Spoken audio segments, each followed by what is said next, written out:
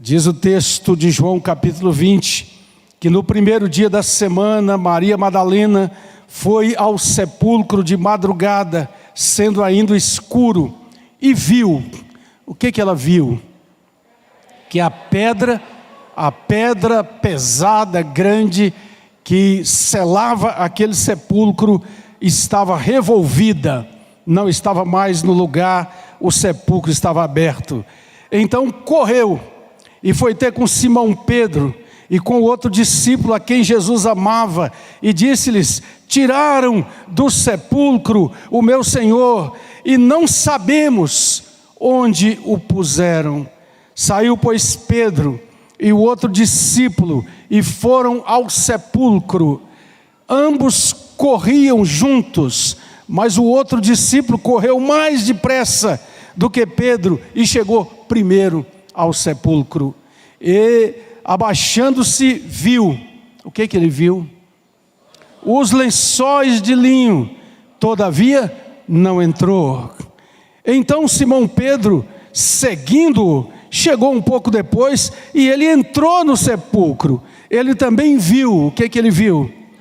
Os lençóis. Ele viu mais uma coisa: e o lenço que estivera sobre a cabeça de Jesus, e que não estava com os lençóis, mas deixado no lugar mais adiante, num lugar à parte.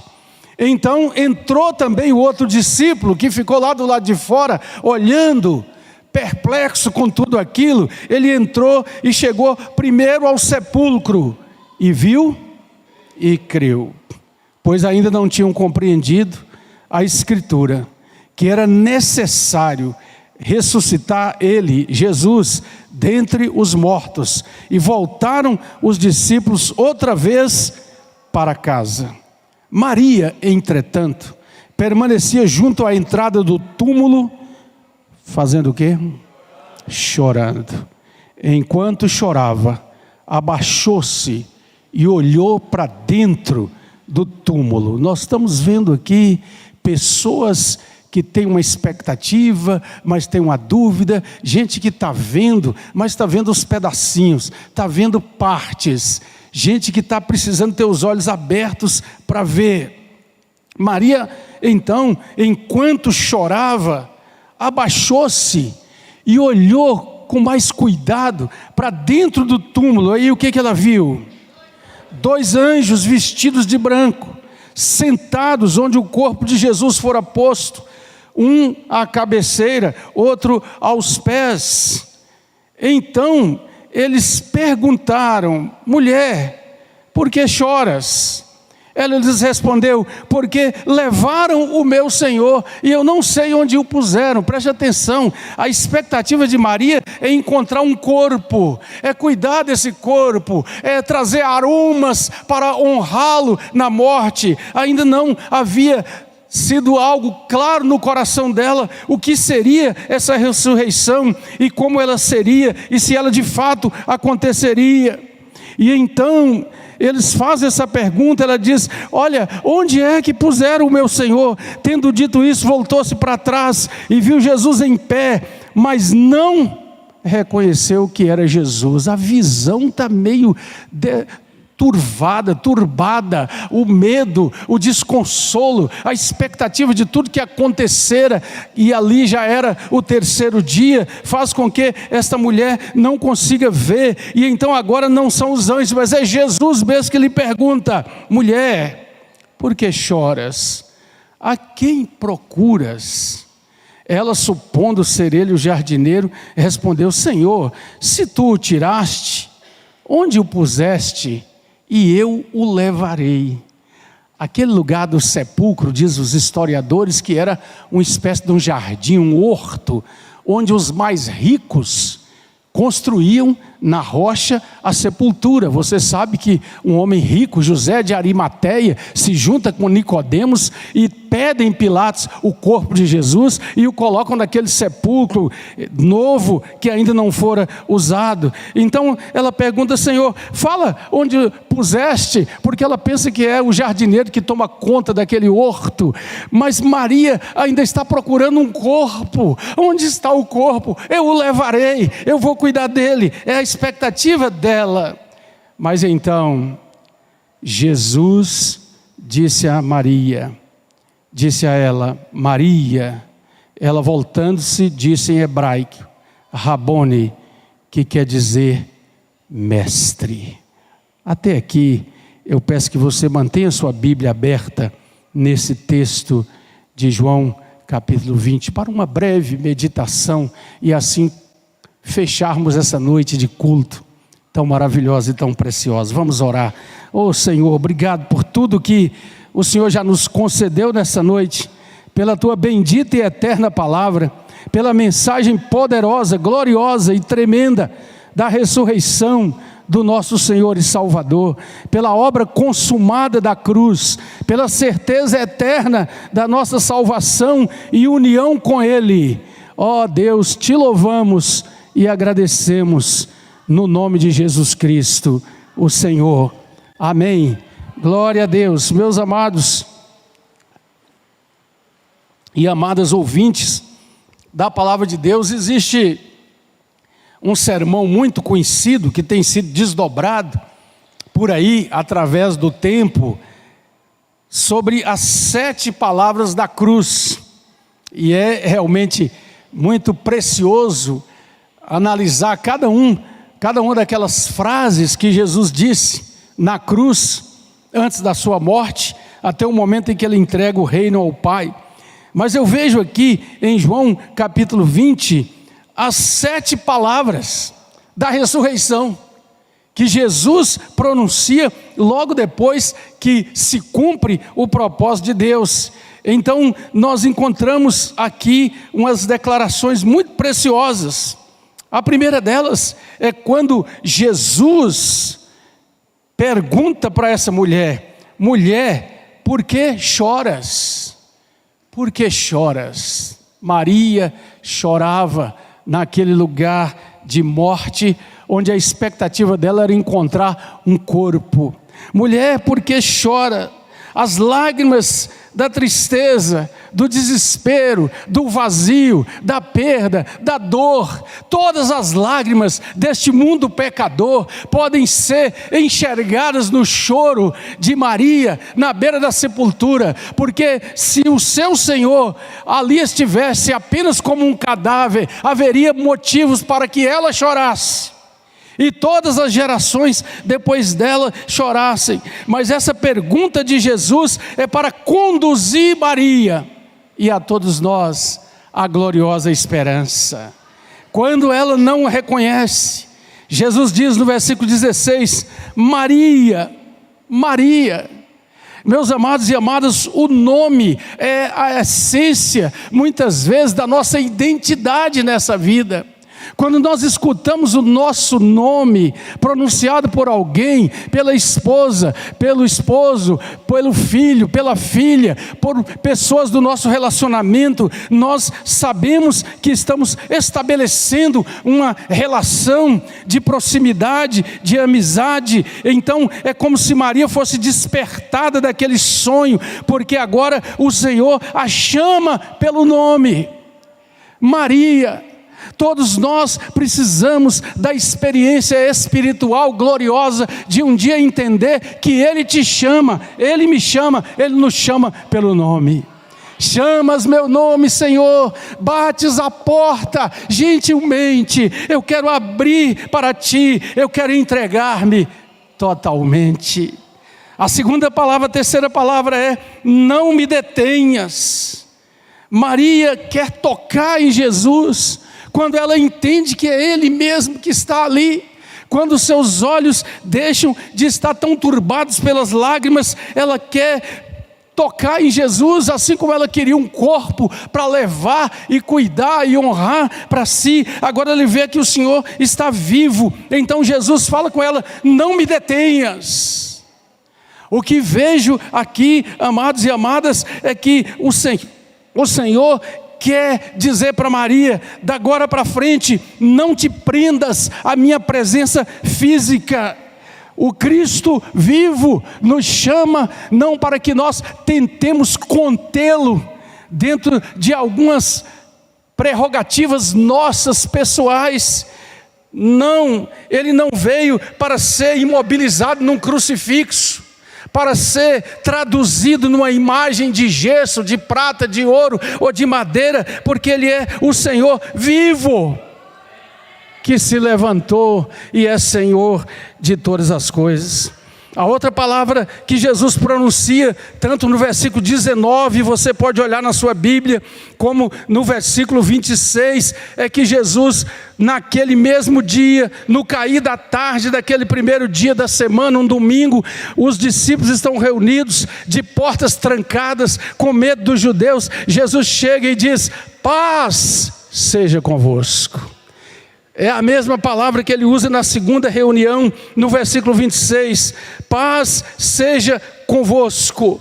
É o shalom de Deus, é a paz perfeita, é a paz completa, é a paz que tem tudo que eu e você precisamos para atravessar esta vida humana tão limitada. Por isso a palavra de Jesus pós-ressurreição continua sendo aquela palavra que ele deixou antes com os seus discípulos: eu vos deixo a minha paz vos dou. Eu não a dou como o mundo a dá.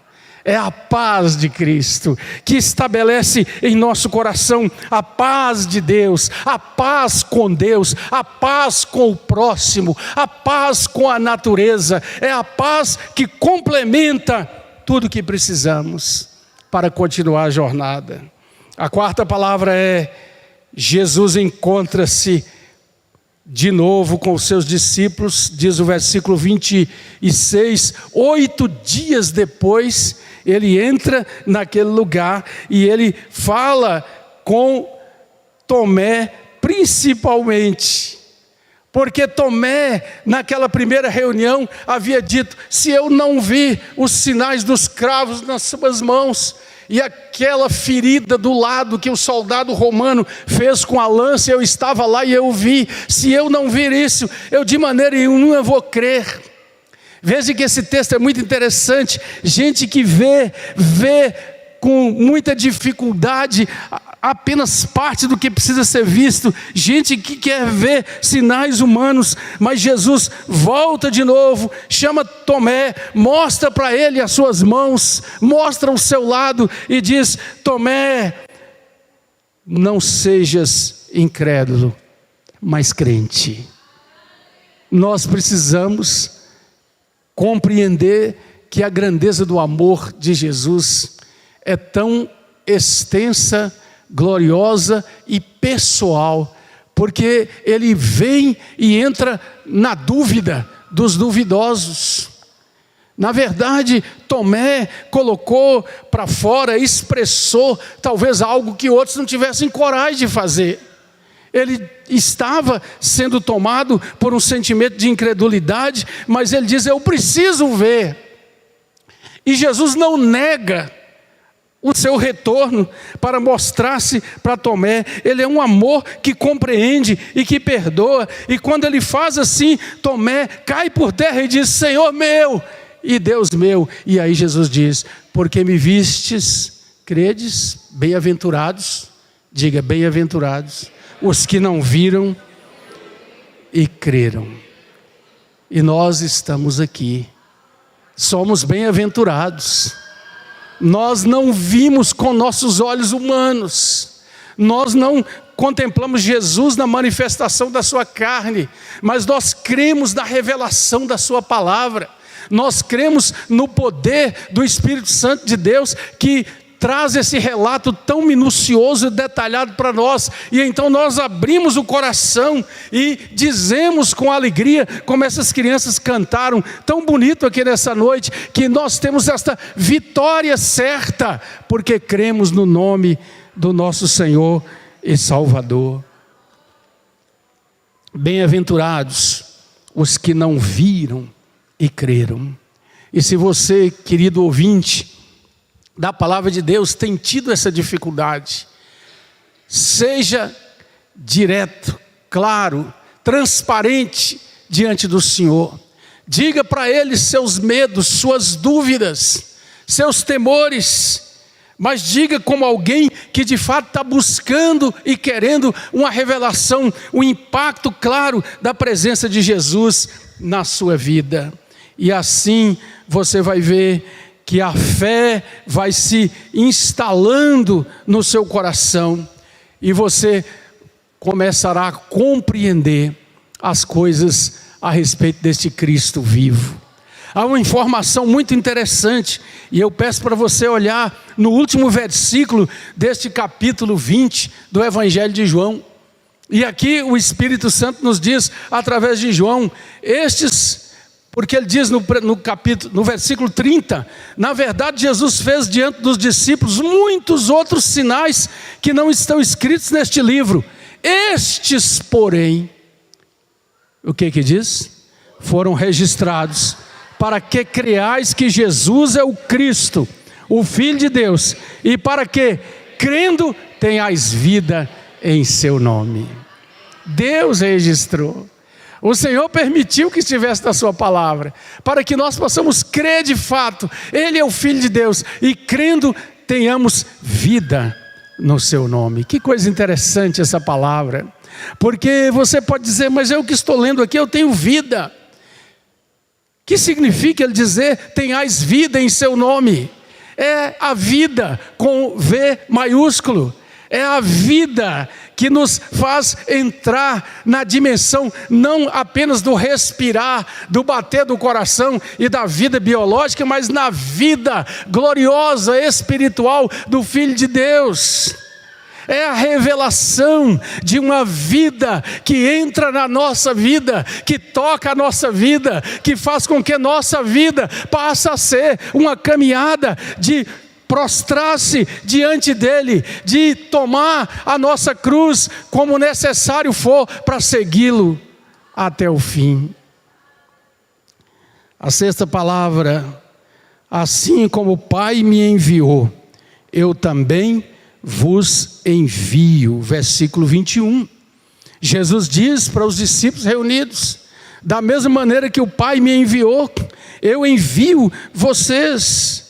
Por isso o apóstolo Paulo compreende a grandeza dessa verdade e declara, Deus estava em Cristo reconciliando consigo o mundo. Eu vos envio, irmão, irmã, crente em Jesus Cristo, a missão é para todo cristão. Nós somos embaixadores de Cristo ao mundo.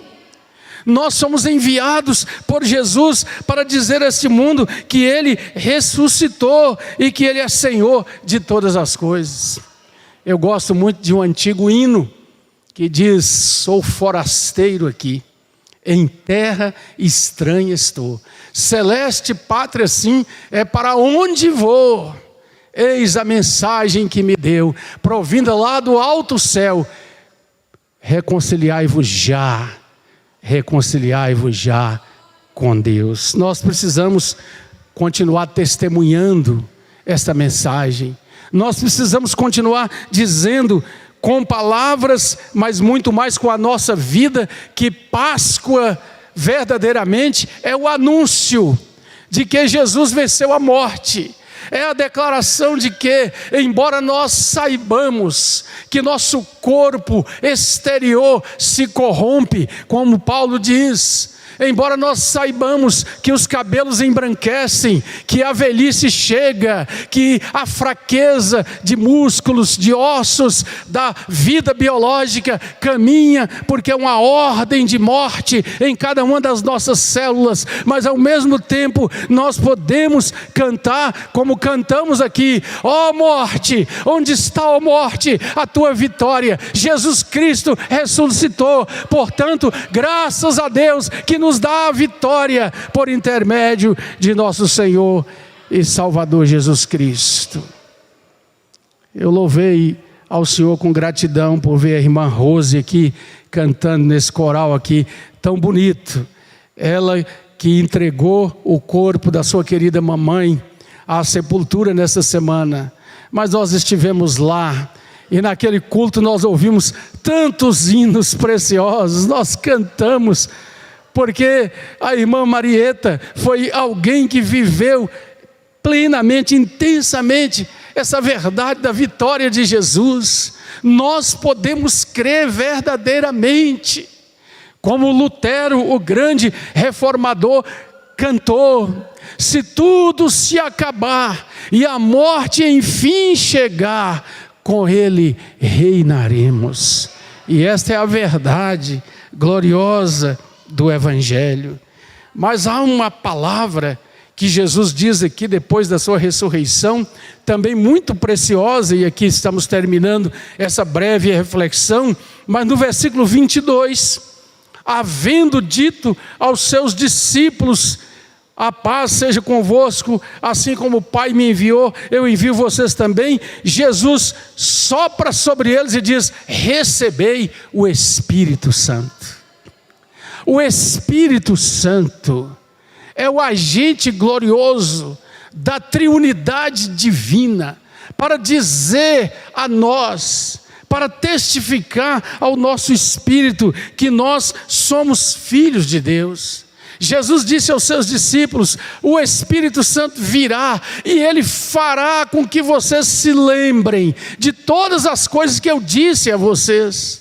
Quando nós vemos aqui Maria Madalena, Pedro e João, assim tão duvidosos, tão hesitantes, vendo as coisas com tanta dificuldade, mas passa as páginas e vai a Atos dos Apóstolos. Veja o cumprimento da promessa de Deus no capítulo 2, o derramar do Espírito Santo, e estes homens e mulheres são tomados de um poder invencível e glorioso. Estão prontos a entregar sua vida, estão prontos a dar tudo o que têm pelo progresso do Evangelho, estão prontos a continuar a jornada até o fim, porque o Espírito Santo está presente. Aqui é como se fosse uma antecipação que Jesus faz para esse grupo íntimo de discípulos daquilo que viria depois. Recebei o Espírito Santo. Nós necessitamos ser plenos, ser cheios do Espírito Santo de Deus. Nós precisamos o tempo todo para olhar para essas palavras da ressurreição, crer nelas e viver intensamente a realidade que elas nos ensinam. Só podemos alcançar isso pelo poder do Espírito Santo. Por isso o apóstolo Paulo, compreendendo essa verdade, sendo ele um homem cheio do Espírito, ele vai dizer para os Efésios: e não vos embriagueis com vinho, onde há contenda, mas enchei-vos do Espírito Santo. Que nós possamos ter sede, desejo no nosso coração, pela plenitude de Deus. Ninguém pode dizer Senhor Jesus a não ser pelo Espírito Santo. Ninguém se torna um cristão, uma cristã, se não tiver acontecido o testemunho do Espírito Santo na sua vida. Mas a palavra de Deus nos mostra que há uma dimensão maior, mais profunda, mais intensa do Espírito Santo enchendo a nossa vida e nos enchendo de cânticos de adoração e louvor, e nos dando a força necessária para enfrentar os dias que virão. Jesus Cristo ressuscitou. Nós podemos caminhar para a nossa casa hoje e caminhar para todas as dimensões de enfrentamento da vida que começa aceleradamente, desde que nós possamos nutrir a nossa alma com o alimento da palavra de Deus, iluminados, cheios e plenos do Espírito Santo de Deus. Que Ele nos abençoe, que levemos esta mensagem gloriosa e vitoriosa da ressurreição, e que aquela dúvida, aquele medo, aquele receio, aquele temor que porventura ainda existam em alguém que nos ouve aqui e pela transmissão nessa noite, você leve aos pés de Jesus e peça a Ele, porque Ele disse que todo aquele que pede recebe, a todo aquele que bate a porta será aberta, e todo aquele que busca encontrará. Ajoelhe-se ao lado da sua cama e diga para Ele tudo que você precisa dizer. Pode dizer com certeza: Cristo, Tu que estás aqui, eu quero eu preciso, eu tenho sede de Ti. Feche os seus olhos, curva a sua cabeça. Agradecemos mais uma vez, Senhor, a Tua bendita palavra e pedimos que ela possa encontrar lugar no meu coração e no coração dos meus irmãos e irmãs. Bendito Senhor, sabemos que Tu tens as palavras de vida eterna, a água preciosa que mata a nossa sede espiritual, porque Tu és a fonte. Faze isto, Senhor, faze isto em muitas vidas aqui nessa noite. Revela no silêncio da alma e do coração, pelo toque do Teu Espírito Santo, o poder da Tua ressurreição e da Tua presença conosco. Repreenda o adversário, faça cair por terra, ó Deus, o véu que cobre os olhos e as ataduras, algemas que muitas vezes o inimigo coloca, mas este é tempo e esta é uma noite também de libertação pelo poder da ressurreição. Que muitos possam dizer: eu era cego, mas agora eu vejo. E o Senhor seja glorificado, no nome de Jesus. Amém. Você pode aplaudir ao Senhor, ao Rei soberano, o Deus fiel. A Ele toda a honra, toda a glória e todo o louvor. Aleluia. Vamos ficar de pé. Vamos estar concluindo o nosso momento de culto. Nós não poderíamos deixar aqui de dar uma palavra de gratidão a Deus por tantos talentos que Ele tem dado a essa igreja. Eu dizia isso ao Senhor ali.